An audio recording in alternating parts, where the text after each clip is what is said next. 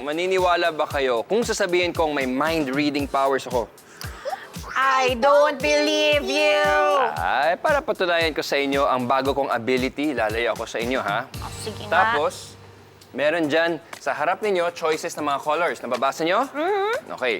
Pumili kayo ng isa at huwag nyo sabihin sa akin. O ipakita sa akin, okay? Sige. Alam niyo na, Mikmik, nakapili ka na rin, Ate Shaira. Yes! Meron na po, Kuya Chris. Para sa mga i-believers na nanonood sa bahay, pumili rin kayo ng color ninyo na nandyan sa board, okay?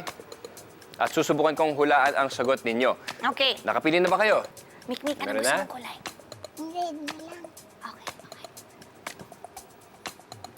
Okay na, Kuya Chris! Okay, huwag niyo sabihin sa akin, ha? Nakapili na ba kayo? Kung meron na, bilangan niyo kung ilang letters ang napili niyong kulay. Okay, halimbawa, ang color na pink, meron siyang 4 letters.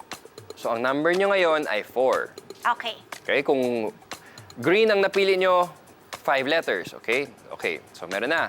Okay, next. Ang bilang ng letters na yan ay i-multiply nyo sa 2. So, times 2.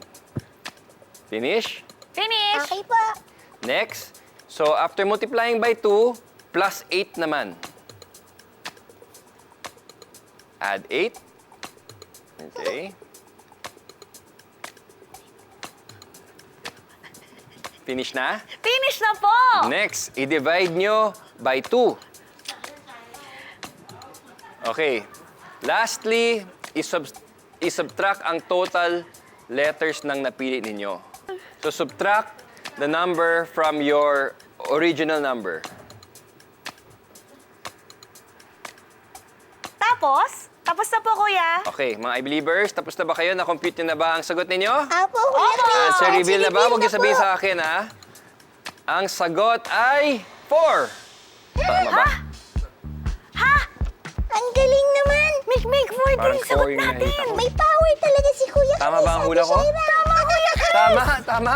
Ang galing. Sabi ko sa'yo, may mind-reading abilities. Wait lang, Kuya Chris, paano nangyari yun? Paano mo nagawa yun? Ang tawag sa ginawa ko ay math mentalism. Narinig niyo na ba yung term na yun? Hindi po. Math mentalism.